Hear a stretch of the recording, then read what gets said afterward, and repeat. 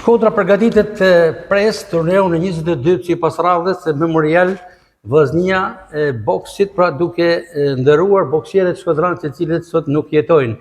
Me trajnerin e vllaznisë Lazarin Vila. Profesor, cilët janë disa nga përgatitjet e fundit të vllaznisë, por edhe në shkallë kombëtare për këtë aktivitet?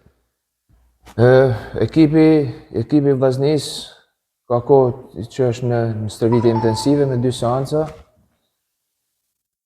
Posaçërisht u përgatit sidomos për aktivitetin memorial vllaznia që bëhet në kujtim të ish boksierave më të mirë që Shkodra ka pasur dhe më të mirë të Shqipërisë.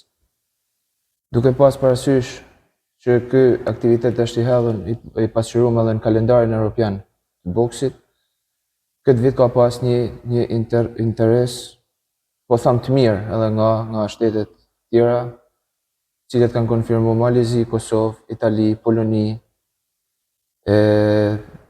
Presim sot ose nesër të konfirmojnë edhe Franca.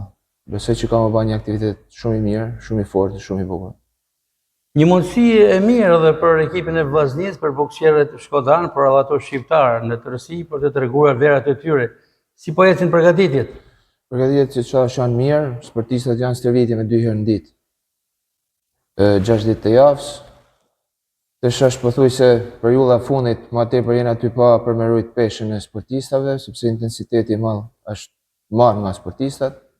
Shpresojmë që sportistat tonë dahen mirë dhe si ekip kombëtar, sepse rasti ky aktivitet përfaqësohen me kombëtare, fitojmë edhe kupën e memorial vllaznisë.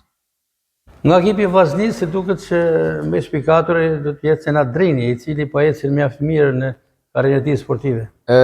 Tham drejtën që ta shpjegoj pak, memorial vllaznia fillon me datën 6 fillojnë neshjet. Me datën 6 dhe datën 7 dhe 8 janë neshjet. Data 8 janë finalet. Në finale do të kenë edhe 3 neshje profesionizmit. Të këto neshjet e profesionizmit një ndërta është Senat Drini, Alban Beqiri dhe një çift vajzash, të cilët njëra vjen nga Gjermania dhe tjetra vjen nga Italia. Senat Drini ka një kundërshtar të fortë për Gjermaninë, me një renditje të mirë.